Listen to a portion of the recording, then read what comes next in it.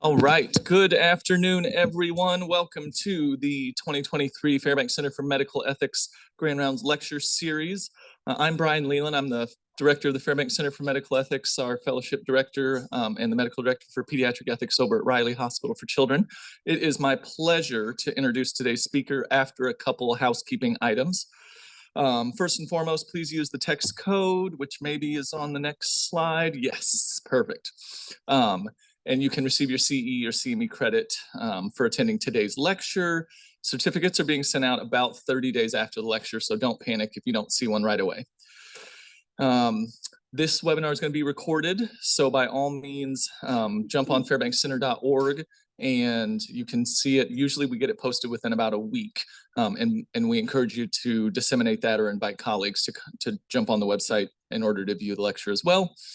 Q&A box is open for anyone who is joining us remotely, but we are going to try to prioritize streamlining the presentation, and then we'll jump into the Q&A box for questions at the end of the presentation, please.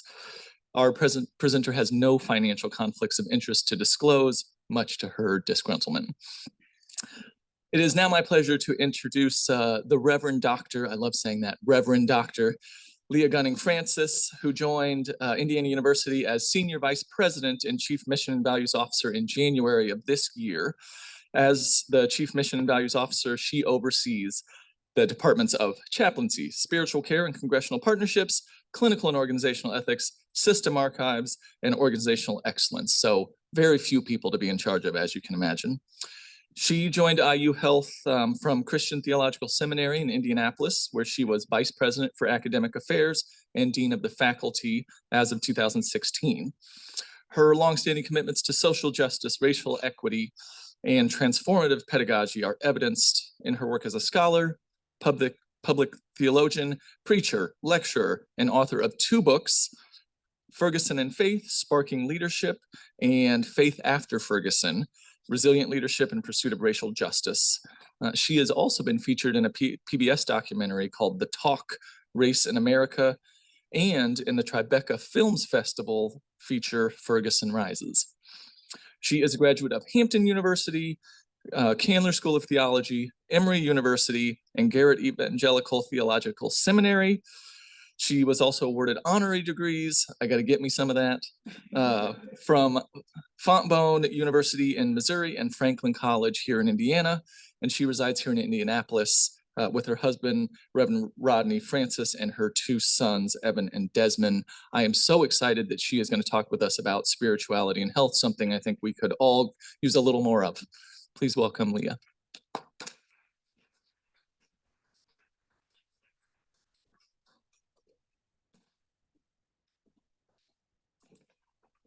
Thank you so much, Brian, for that very, very generous introduction. Well, good afternoon, everyone.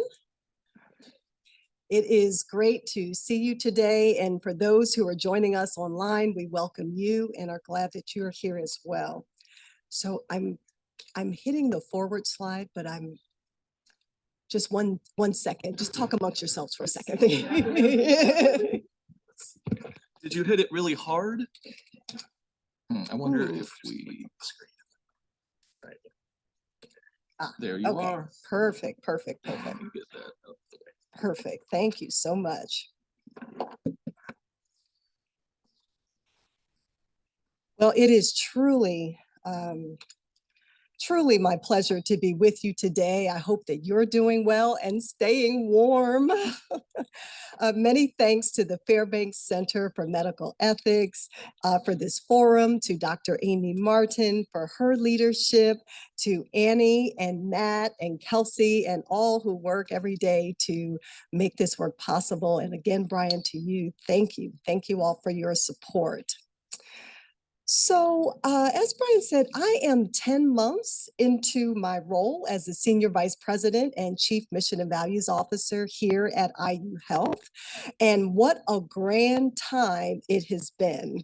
Now, starting to go into a new role, getting to know new colleagues, visiting all 17 of our hospitals, learning a brand new industry and all 372 of its acronyms.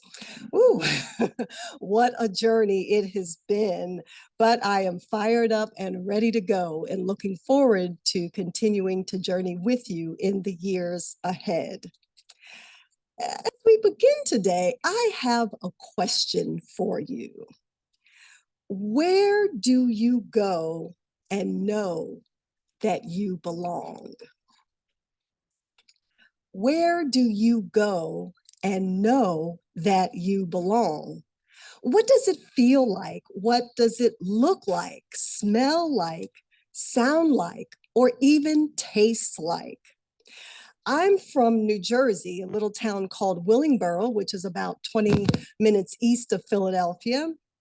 And one of my favorite places to go when I was growing up was anywhere along the Atlantic Ocean. We would often go to Atlantic City back when the boardwalk was bustling and beautiful and just rides and all kinds of fun things. And we loved going there. And one of the things that I love most was being able to go onto the beach, but before my toes could touch the sand, I could actually taste the salt water in my mouth. The whole experience of being able to use all of my senses of sort of soaking in that space is something that has lived with me for my entire life. So that's why I ask you, where do you go and know that you belong? What does it feel like? What does it smell like? What does it taste like for you? Is it at your home? Is it having dinner with a cherished friend? Maybe joining your Pilates group or on your pickleball team? Where do you know that you belong? There's often a particular feeling we have when we're someplace or among people where we belong.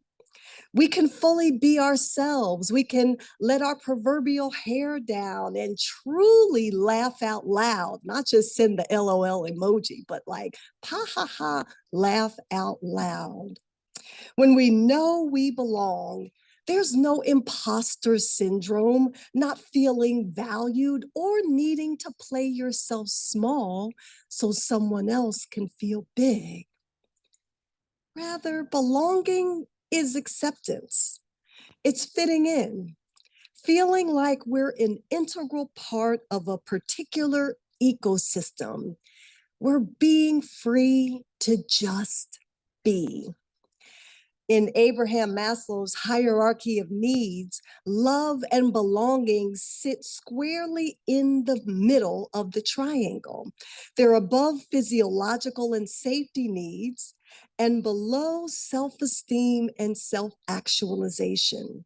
Now, according to Maslow, we're stymied into growing into the fullness of our awareness of ourselves without that crucial step of love and belonging. So, what does belonging have to do with spirituality and health and our jobs? Well, I'm glad you asked. What is spirituality? Oftentimes, when we hear the word spirituality, our minds may move toward religious images or practices. We may think of a mosque, a temple, a church, or some other type of house of worship. Or we imagine practices such as prayer or sacred text readings or communion. Now, while religious practices may be integral to some of our embodiment of spirituality, spirituality extends beyond religious practices. Now, today, I wanted to share some definitions of spirituality that I absolutely love by Doctors Brene Brown and Elizabeth Scott. Now, I'm going to break one of the rules of PowerPoint. You're not supposed to read any text verbatim, but I'm just going to let's suspend that rule for just a moment. So, what is spirituality according to our authors today? One, spirituality is recognizing and celebrating that we are all inextricably connected to each other by a power greater than all of us, and that our connection to that power and to one another is grounded in love and compassion. Practicing spirituality brings a sense of perspective, meaning, and purpose to our lives, says Dr. Brene Brown. Dr. Scott says spirituality is the broad concept of a belief in something beyond the self. It strives to answer questions about meaning of life, how people are connected to each other, truths about the universe, and other mysteries of human existence. Spirituality offers a worldview that suggests there is more to life than just what people experience on a sensory and physical level. Instead, it suggests that there is something greater that connects all beings to each other and to the universe itself. These definitions, hold on one second. These definitions, as I said, draw us beyond and extend our thinking about what spirituality is or can be. As I said, religions and religious practices can be a part of it and is a part for many people. But when we draw out the definition and think more broadly about what it is, we might see how, in fact, it actually does center itself at a very integral place for all human beings, regardless of how whether or not one identifies themselves as a religious person or not. You may be familiar with some of the studies that have come out with people that identify themselves as spiritual but not religious, where they definitely connect to having a sense of meaning and purpose and understanding interconnectedness among others and with a transcendent force beyond ourselves, but don't necessarily subscribe to a particular religious practice or tradition. And so that whole notion of being spiritual but not religious comes up out of that. But what I love about spirituality is that it can be all of that, right? Or it can be a portion of it. So let's look at a couple of these points together. One, interrelatedness. to each other and a power beyond us is essential to this definition and thinking about spirituality. This particularly resonates with me because as I think about the African philosophy of Ubuntu. Has anybody ever heard of Ubuntu before? It is an African philosophy that says, I am because we are. I am because we are. In other words, it speaks directly to this sense that as humans, we are all interconnected to and with each other, regardless of who we are, where we live, how we look, but that at the fundamental core, the link that brings us and draws us and connects us together is our shared humanity, and that is also connected to something broader than ourselves. I particularly love this concept because it sort of flies in the face of the bootstraps mythology. In other words, I got to where I am all by myself. I pulled my bootstraps up, and that's how I got here. Well, so you changed your own diapers? So you fed yourself when you were two? And the list goes on from there. That sense of I did it all by myself, I got here by myself, this rugged individualism is not exactly what is consistent with an understanding of what it means to have a shared humanity and what it means to be interconnected and interrelated to and with each other. And nor does it speak to this notion of spirituality that we are talking about today. What if that was the dominant narrative that we heard more readily? And what can we do to change that narrative? That it's not just about individualism and go it yourself, but rather, yes, we all have individual responsibilities, but yet it is in our shared community that we might really be able to achieve so much more and become who we're all intended to be. So this sense of interrelatedness and being connected to each other and the power beyond us, and this notion of Ubuntu, I am because we are, is essential.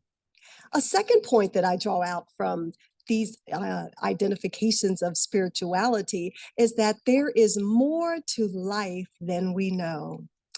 Maintaining this type of awareness and our connectedness to it places the pursuit of meaning and purpose in the forefront of our hearts and minds.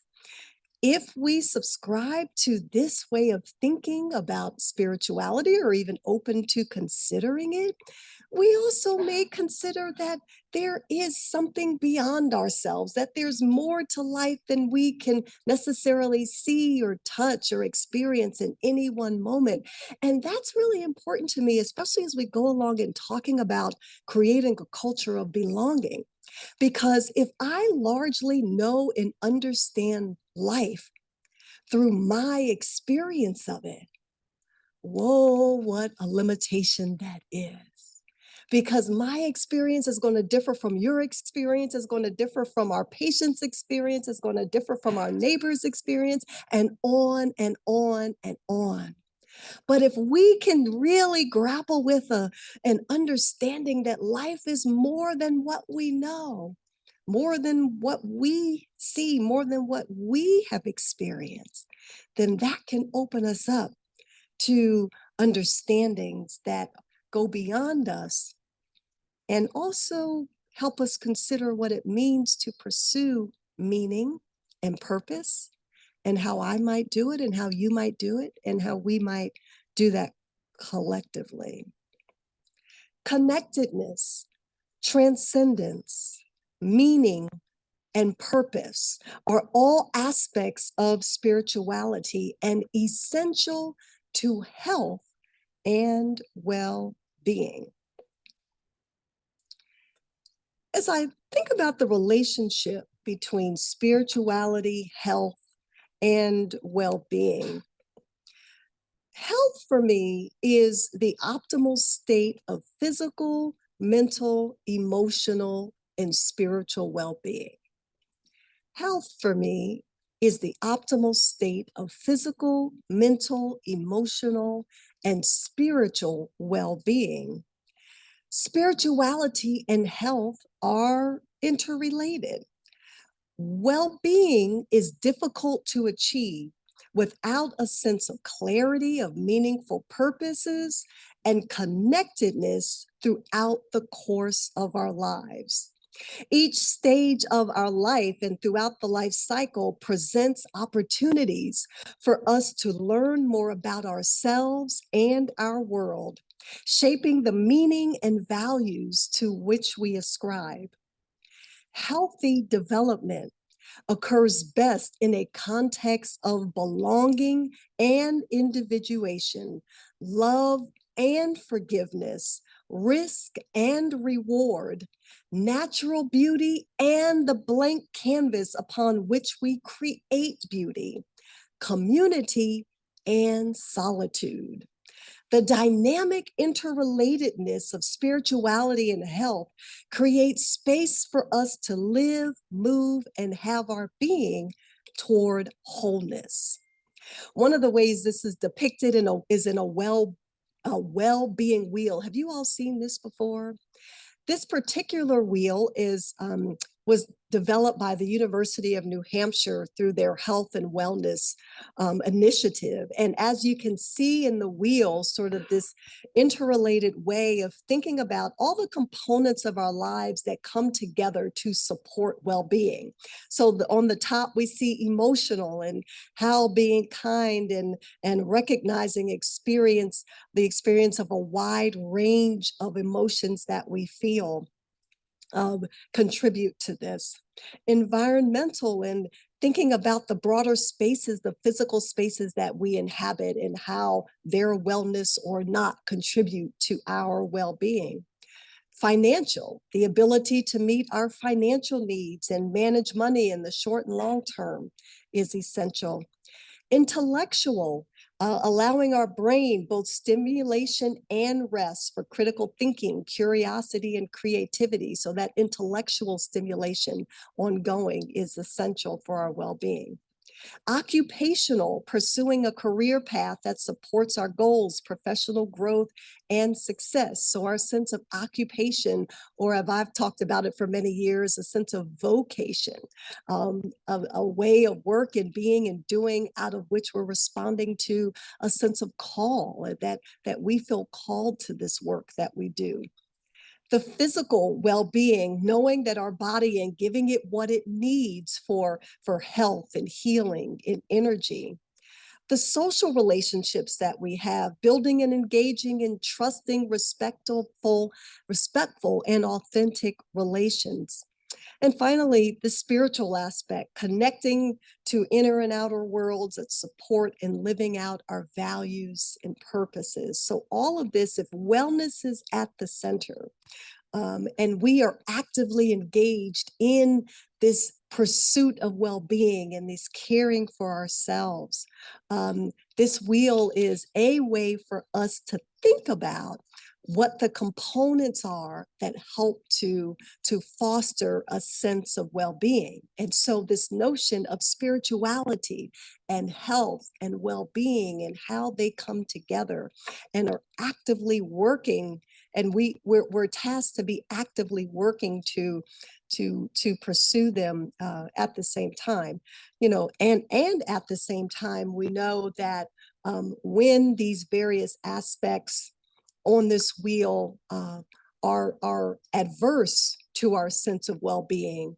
the outcomes that can happen. I mean, when we think about the work that we do here at IU Health in pursuit of health equity, This kind of thing is very much at the heart of it, because we know that there are some for whom their neighborhoods and their communities are not safe spaces. They don't have ready access to food and other green spaces and all kinds of ways that promote health and well-being. So when we think about this type of wheel and look at it through the lens of when we talk about health equity, this is essential to why we seek to do what we do, because there can't be true wellness and health and optimal states of health without a much broader sense of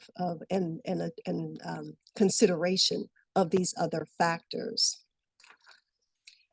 And so what does it then, how do we then take this? We've talked, or I've talked for a few minutes about notions of spirituality and how we think about spirituality as this sense of being connected and interconnectedness and the pursuit of meaning and purpose, and a sense of being part of a transcendence that's beyond and bigger than just ourselves. How do we take this notion of spirituality and connecting it to health and well-being, and now carry this forward in considering what that means for our shared work in creating a culture of belonging? How do we then think about taking these ideas and carrying them forward into our work of creating a culture of belonging? Let me say first a word about culture. We know that culture, there can be capital C culture and lots of little c's within a culture, right? There is never just this one static, fixed capital C culture, no matter where we may be. I think about my own home, and depending on the day and depending on what's going on, the culture of it seems to shift, let alone in a workplace that, oh, by the way, there are 38,000 other people that also inhabit this work. So when we think about culture, I invite us just to kind of keep an open mind toward it, recognizing that there isn't this state of utopia where, it's neatly defined and put into a box, but rather it's a dynamic, living part of the organization that is constantly shaped and reshaped and refashioned by those who inhabit it.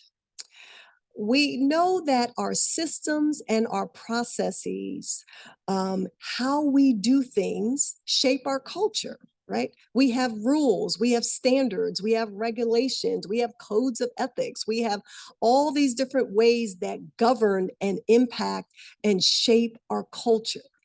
How we make decisions impacts the culture of our organization. All of those things are essential to impacting and shaping culture. However, what I'd like to focus on for the rest of the time today is actually a parallel track that runs alongside the systems and the processes and the way that we make decisions and how we go about doing things. I'm wanting to talk about the process, the system, the track that runs alongside of the systems that focuses on what we need for a culture of belonging. Okay, so we've got our sort of processes and systems on one part of the track, one side of the track, but on the other side of the track, want to consider what we need for a culture of belonging to advance the train, if you will, along the track. I'd like to suggest to us today that if we're going to be intentional in creating a culture of belonging, we take into consideration a few things: awareness, action, and accountability, and connecting to purpose and people. if we're going to take seriously the work of creating a culture of belonging, considering the acts of awareness, action, and accountability, and the importance of connecting to purpose and people. Let's start with awareness.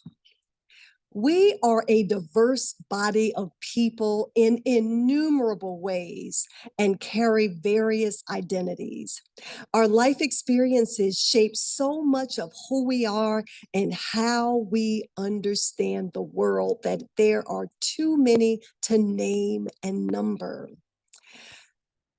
Cultivating this notion of awareness, the fact that we are already right here, just in this room alone, are a radically diverse group of people that have come together for a shared purpose.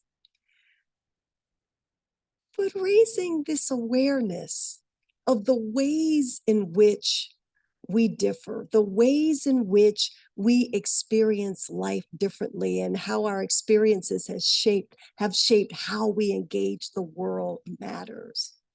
Because far too often, difference can be understood as deficiency, but rather, if we're going to take seriously what it means to create a culture of belonging, diversity and difference is nothing to be feared or shamed or looked at as something negative, but rather something to be celebrated and valued. You know, when I think about cultural differences, there are so many stories and ways we can think about it. But since it's November 1st, 2023, I think about how this time last year, I was in Mexico City, Mexico for work. And it is the season of Dia de los Muertos, the Day of the Dead. And I don't know if you've ever been in Mexico during Dia de los Muertos, but oh my goodness, the way in which the city came alive with the celebration of this very treasured and sacred holiday in Mexico, to be able to see all or everywhere we went, whether it was in a restaurant or a store or into various workplaces or the hotel, you would see altars that had all kinds of artifacts that were constructed where people were celebrating the notion of celebrating those loved ones who have passed on.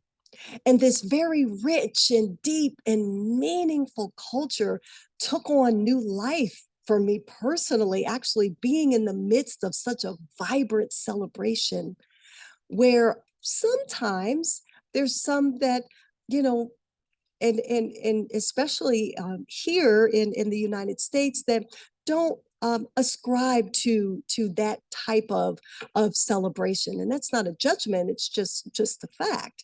And so to understand how as a part of that culture, that is something that is so deeply meaningful to their lived experience as humans, and also carrying on and continuing the legacy of memory of those who have passed on in such a vibrant way, was so very, very impactful and very meaningful. And so as I thought about the culture and how this was so integral and remains so integral to the culture, how we consider taking what is most essential to us and being able to carry it forward was so impactful. And oh, by the way, yes, I developed a newfound affinity for churros, but then there's that. If you ever give me churros, you'll be my friend for life, just so you know. But to see and to be a part of that was so meaningful. So how do we think about, you know, this importance of awareness, of cultural awareness, through the lens of not just, oh, difference is bad or difference is deficient or difference is not me, so it's not right, to rather difference as something that can be valued and definitely respected. Difference should not be devalued, And problems too often arise in the workplace when we don't value that. I've learned that honoring, respecting, and celebrating diversity is a superpower in a culture of belonging. It's not something that's,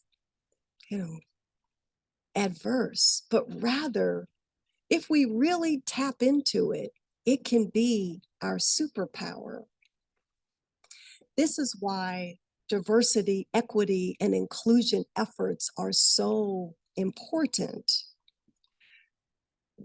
One of the things that we've done recently is, when I started in this work and was asked to consider how we think about our culture as a system and what makes our culture and how do we continue to make our culture what we want it to be, where all of us can thrive, where our patients can feel respected and valued, and I've continued to receive excellent care. The work that we do beyond here can feed into that. I was wondering about how open we are to really lifting our eyes and looking around and asking questions like, who's not here? Who's missing? Where do we have opportunity to enhance the breadth of ways that we fill in this understanding of being a beautifully diverse body of people? And so one of the things that we've done is we've recently stood up a disabilities advocacy affinity group. We already know that we are a neurodiverse society. There are people that there are people that understand themselves to be neurodivergent. In other words, may not experience the sensory world in the same way that people that may be neurotypical do, but a lot of times that may go undetected, unacknowledged, and undervalued. Disabilities come in myriad forms, but I call out neurodivergence because it's often unseen as opposed to someone that may have a physical disability that people can see. And so if we're serious about making sure that everyone feels as though they belong and that everyone is included, to be able to make sure that we're bringing in and creating opportunity and providing adequate space for belonging for all people, we thought it was really important to do this. And lo and behold, once we started talking about it, more and more people said, oh yes, this is something that we need. This is something that we need to ensure is an active part of our enterprise, so that those who have different types of disabilities can feel as though they belong. This is why our diversity, equity, and inclusion is so important. When we become aware of the vast ways that we're different, when we look around and consider, well, who's missing? When we take action to maybe make some corrections, we can move forward toward creating a culture of belonging. When we become aware of the ways in which implicit and explicit bias has excluded people, we can take corrective action to foster inclusion. And once we become aware of the ways that our implicit and explicit biases can undermine a culture of belonging, we can say, what are the corrective actions that we can take to move forward?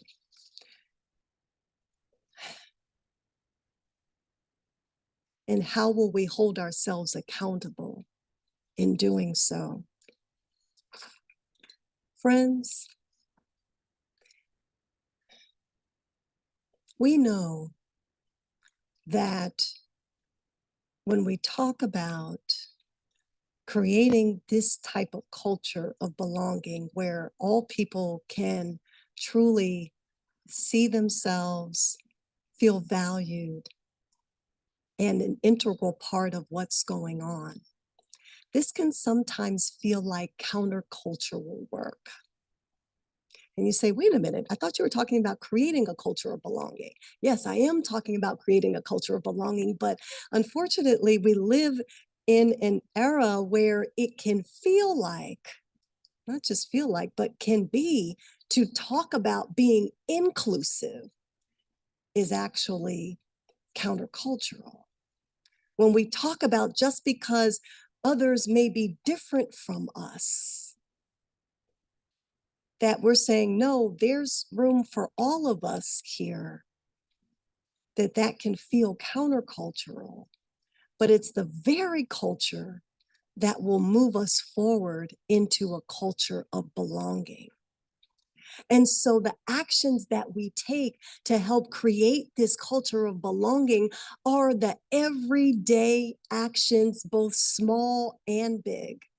As I said, they're the lifting up of our eyes and asking, who's missing? Who's not here? It's the considerations that we take when we're looking at our hiring practices and our promoting practices and our research practices to consider who's not here and how do we help to consider ways to increase those efforts. It's the everyday actions that we take in our engagements with others that cause us to be more curious, to not say, well, that's odd that you do that, or that's odd that you celebrate this particular holiday in that way, but rather let it be an opportunity to open up conversation, to learn more about culture that might be different than our own. It's the everyday actions that we take that help to create this type of culture of belonging where each of us can feel as though we are connected to the whole, that we have a place within it, that we're continuously welcoming others into it, and that we can join each other in the pursuit of meaning and purpose.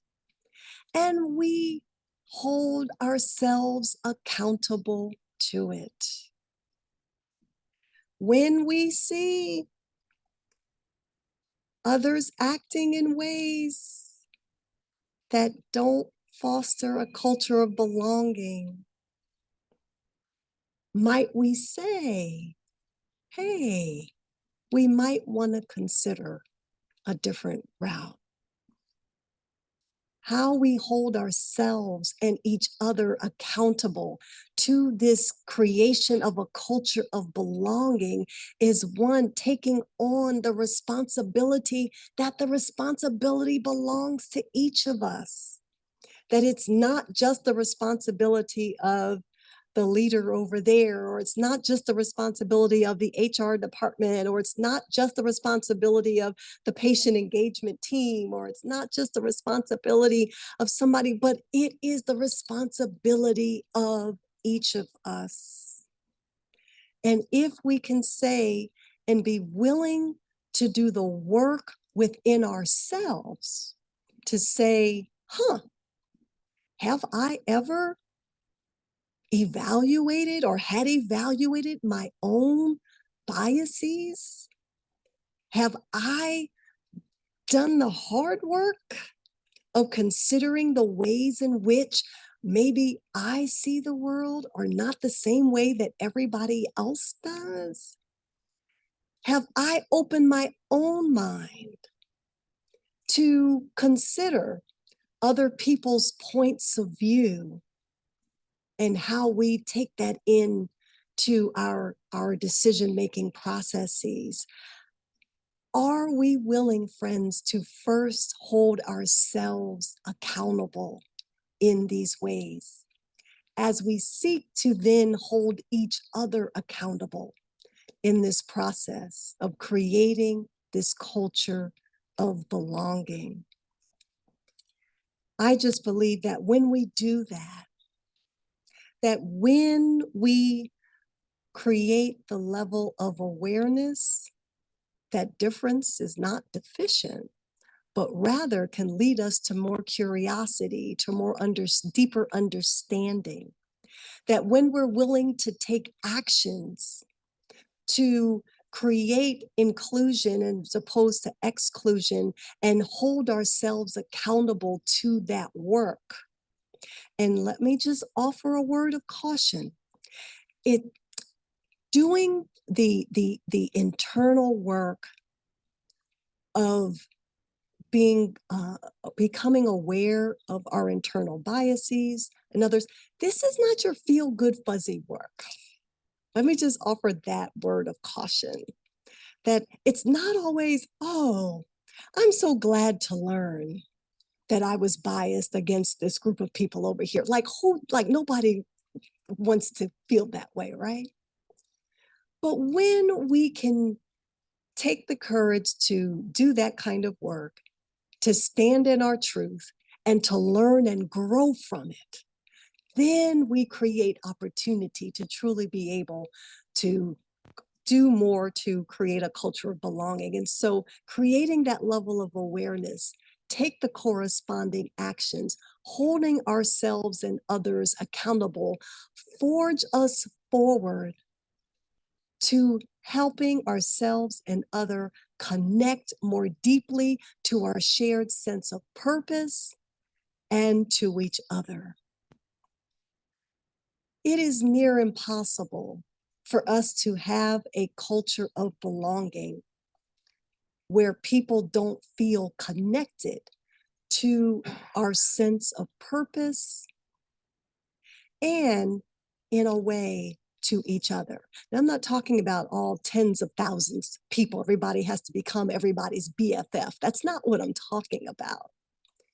But in the spheres that we work, in the spheres that we move, are there ways in which we understand ourselves as valued and connected and integral to the work and that we're doing together? This is what can help foster and create this culture of belonging. In a nutshell, what this boils down to is that we feel like we matter. We feel like we belong. We feel like the work that we do matters. We feel like and believe we're making a difference. This is what contributes to helping create a culture of belonging. And friends, I am pretty sold on the idea that it's a dual track that we want to pursue for our culture. On the one side, we absolutely need our systems and our practices and our policies and our decision-making practices. We need that to be clear and moving and working in a way that will advance our culture, while at the same time attending to the very peopleness, if you will, of the work, the humanness of the work, this need to feel like we belong, that we matter, that we make a difference, that we're working together for a shared purpose in which we're aligned. Doesn't mean we'll always agree on how we go about doing all of that, but that we're on the same track and we're aligned in our purpose, in our vision, in our desire for a positive outcome. It's both of these working together that I believe will help us achieve the culture that we want to see in our workplaces. It's not an either or, but a parallel track. And that culture of belonging is essential to it. I believe that we can be about the business of creating a culture that will carry us into a future filled with hope. But it's only going to happen if we do it together. Thank you.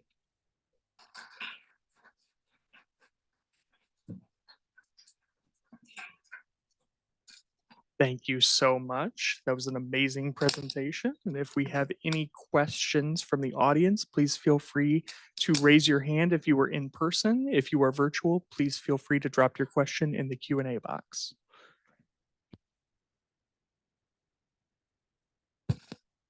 Leah, that was just outstanding. I think one of the things that has struck me is this disconnect maybe in common society, that a willingness to acknowledge or embrace diversity or a difference of opinion means discrediting your own.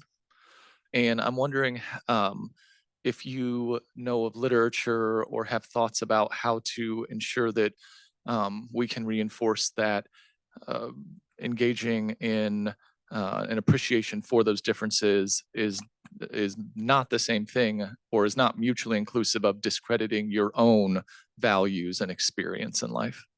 Right. No, thank you for that, Brian. That is so important that we do that, and to, keep our minds and our hearts open in such a way that is just, gosh, I'm trying to think of the name of this one book. It's escaping me in this moment, but it's something that we have to do, because too often we feel like, okay, well, if I, take on what you believe and think what you believe, then that means that what I believe is not valued. But this whole notion of what we're talking about is really expanding the table here, is really being open enough to consider these different these ways of seeing things, but also understanding how we've come to see things in this way is so important. But I've got to think about the name of that book, one of the books that helps us with that. But it's just that I hope everybody could hear that point that Brian made, because it is an important point. We need not think that just because we're open and considering other perspectives or other ways of understanding, that devalues us or perhaps what we think. If anything, it can help to expand our thinking, not shrink it, but rather expand it. Hi, yes, thank you so much. I really appreciated your inclusion and comments on including neurodivergence as a part of creating diversity. And I didn't know if you had any thoughts about how we can do that within the health system, or besides, including them on a diversity council, or like kind of seeking out those individuals to magnify their voices. Yeah, this is something that we are working on, because by no means am I an expert in neurodiversity or neurodivergence, but I know, I'm sorry, but I know just enough to know that we are already a neurodivergent society. We have a lot of work we need to do to live fully into that.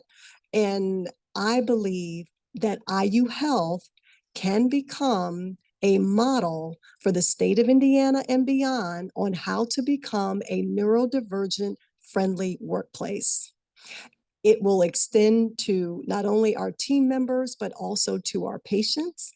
And so we'll be drawing on the experts in this for how to go about doing that, and the best practices for doing so. And this is why the council to me is so important, so that we can begin to curate that, to bring in more people that can help with that, so that we can roll out things that everyday things that we all can do to help advance that work. Mhm.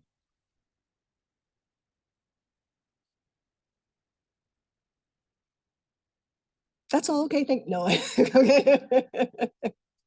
Anybody else?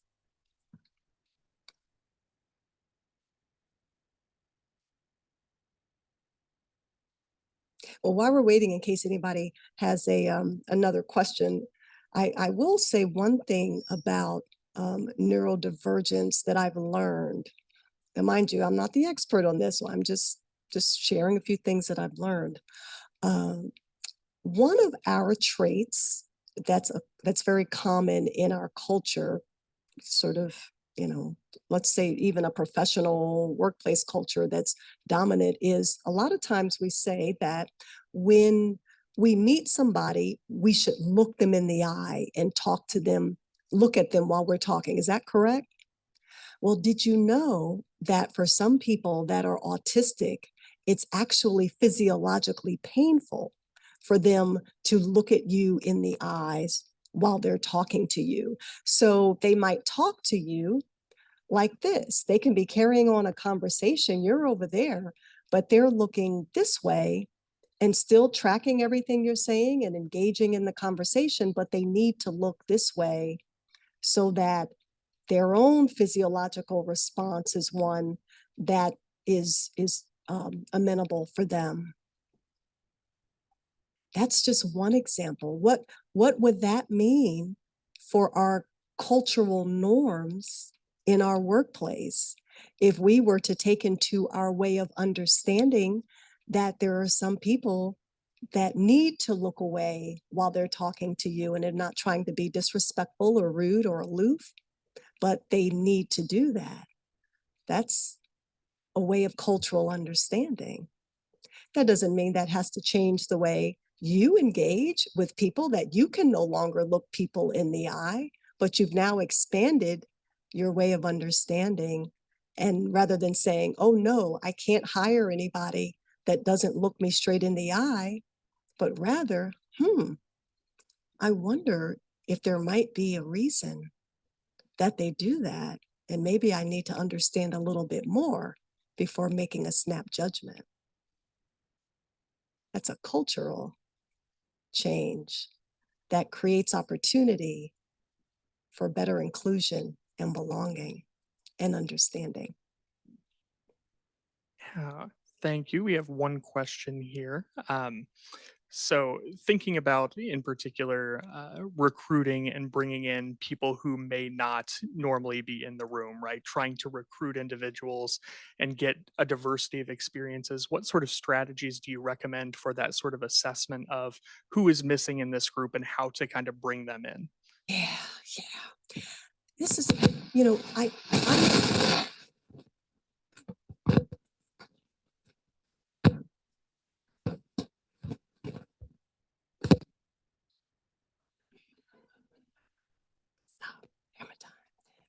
um, I'm not the kind of person that thinks that we just need to form committees and meet just to meet, but I end up doing that. And quite honestly, Matt, this is where, in terms of strategies and thinking about, the who's missing questions, we will never get to the who's missing questions when all the people in the room are the same, if you will, or very similar. Excuse me, none of us are all the same, but very similar. And so there are so many tools now that we have where even to think about different identities and how we identify ourselves, whether it's related to gender or language of origin or race or ethnicity or differing abilities, whatever it may be. How are we even bringing enough people around the table to begin to ask the questions of who's missing?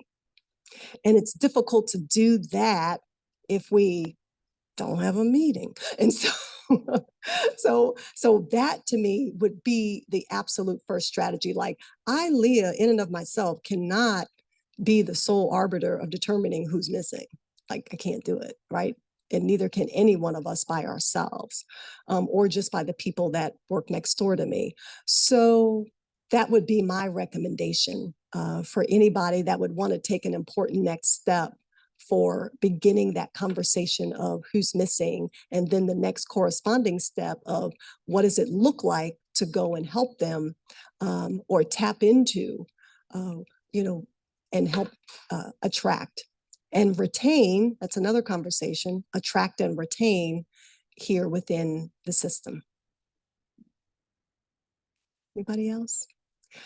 Well, thank you all so much for your attention today and for your engagement. I hope there's something you can take away that you find meaningful.